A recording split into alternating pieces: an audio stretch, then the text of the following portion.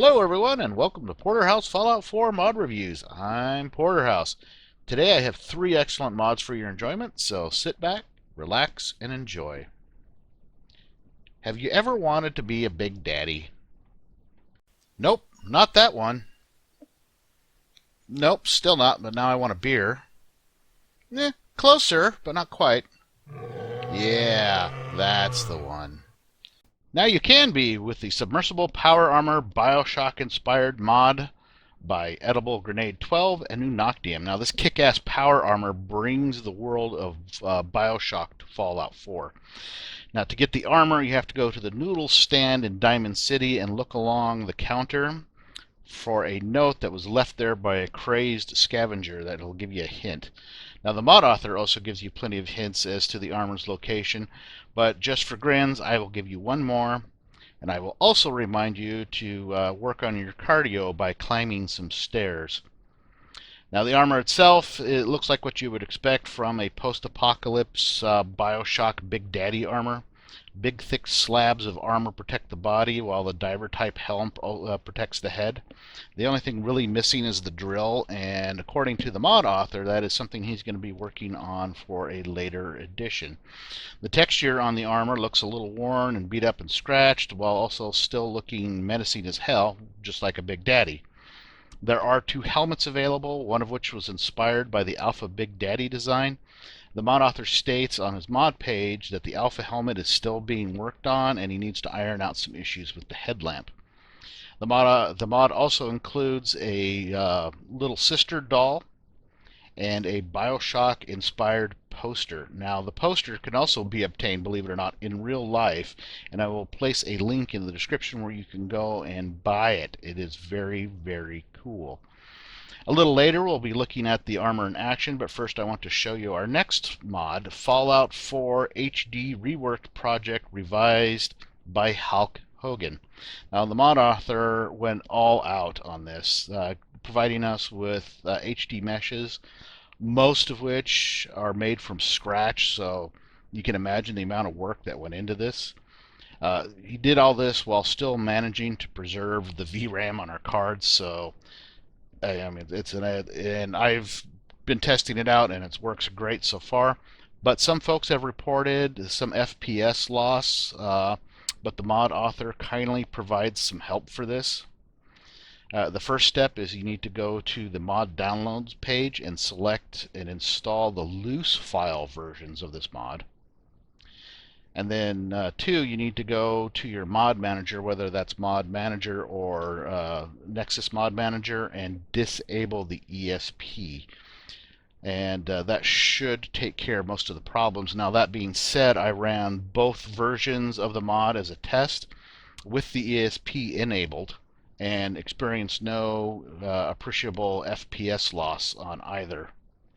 I tried to get an exact number of the objects affected by this mod. Unfortunately, I could not. I will say Halk really went to town on this mod, pouring his blood, sweat, and tears into its creation. I really wish I could show you all of it, but I can't in such a short mod review. I will, however, show you a few fantastic examples.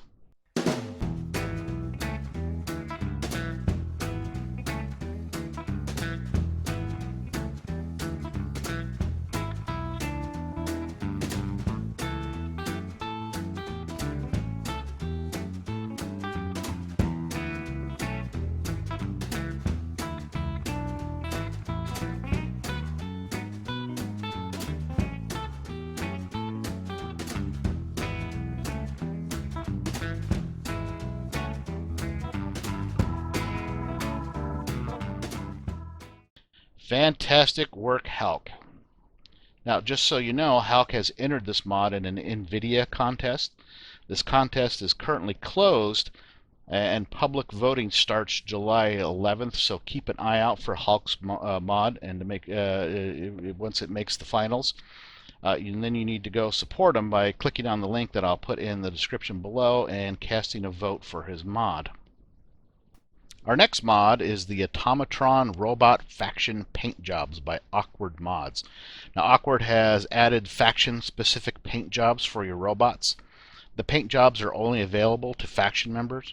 For example, I killed off the Institute and the Railroad in my game, and therefore those paint jobs aren't available to me. Now you can also get the Adam's Cat paint job, but only if you have that paint job already for your power armor. It is really easy to get.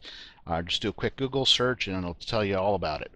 Now the faction paint jobs include Railroad, Institute, Minutemen, Brotherhood, and in addition, as I said before, you can get the Atom Cat paint job and the Abraxo paint job, which is actually kind of cool, even though it's for a soap, but it's a cool looking paint job.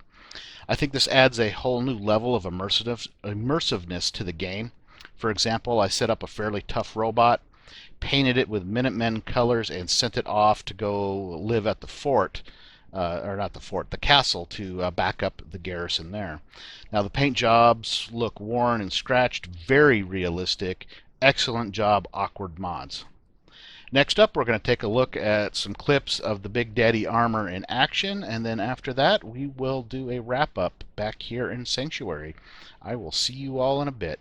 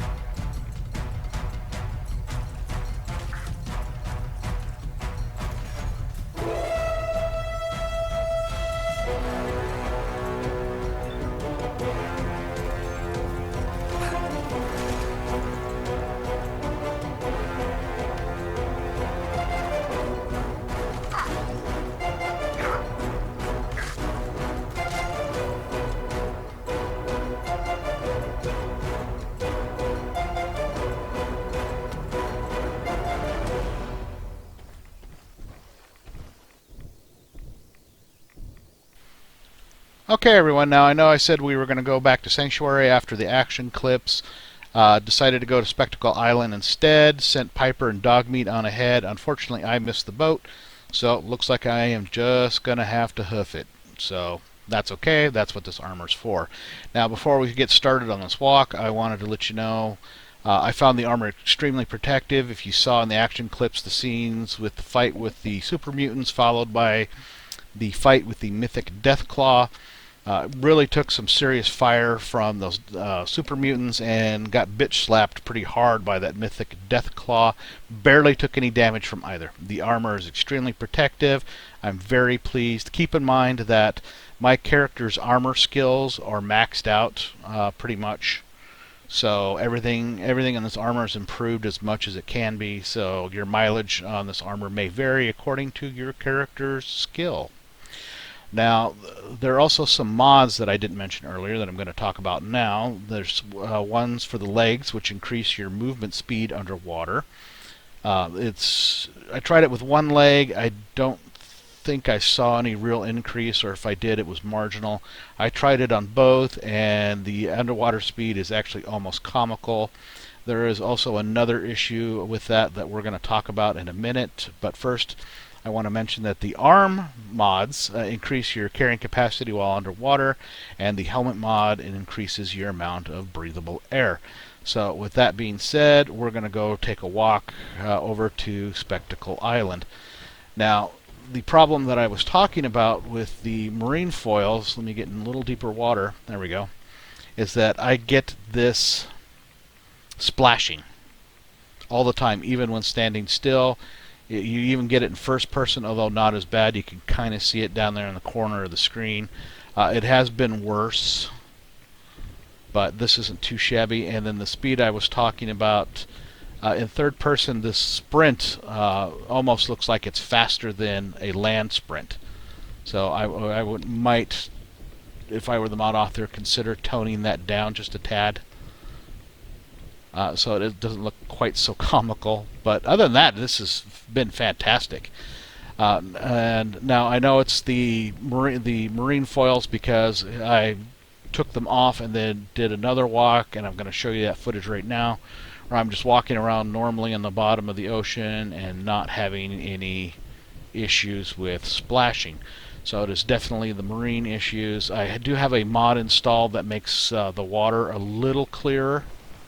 So you can see we're already here. I uninstalled that just in case to make sure that there wasn't some sort of conflict, and I still got the splashing, so I am 95% certain that it is the marine foils on the armor. Like I said, I take them off and I don't get that issue. So, and then the other thing I wanted to talk about, if you look at my HP meter, you can see I took some radiation damage. Now, most power armors are extremely protective of radiation.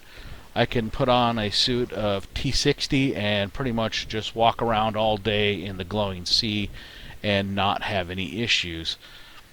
Not the case in this. If there is radiation protection, it's turned way down or does not exist, which doesn't make sense to me, just because all of the water in Fallout 4 is radioactive.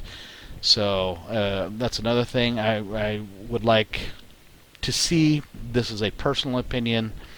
Is for the mod author to increase the radiation protection, or perhaps even turn it off altogether. You know, the radiation poisoning. But other than those nitpicky issues, the armor is beautiful. It's very protective. It does what it's supposed to do. I've been tooling around in it all day. It's a lot of fun. I like the different helmets. As I mentioned earlier, there was a problem with the headlamps on the Alpha style helm that the mod author is working on, and so as soon as that's done, I'm going to get the update, and I am definitely keeping this mod. This armor is cool. I have a small collection of power armors back in my player character house back in Sanctuary. I'm definitely going to add this one to it. So if I had an actual scoring system, let's say 10 out of 10, I would probably give this a 9. And I would only down check it for the radiation and then that weird splashing effect when the marine foils are installed. So moving on, we're going to go. I'm going to go over here, and then we're going to talk about the HD texture mod. Okay, well, you can see Piper's still doing some sunbathing, so I'm just going to let her do that, but she's going to have to get changed soon because we're going to go over to the fort a little bit. But first I wanted to talk about the Fallout 4 HD Reworked Project Revised by Halk Hogan. Now, he did a really fantastic job in this. You saw the earlier comparisons. He did a beautiful job. Anything that improves the textures in a game to this extent automatically gets my endorsements. He did a fantastic job. I highly suggest you go download this mod and try it out and see for yourself. Now, with that being said, we're going to go over to the fort, and I will meet you over there. Okay, everyone, we're here at the castle, not the fort, the castle. I don't know why I keep screwing that up. We're with Leslie here.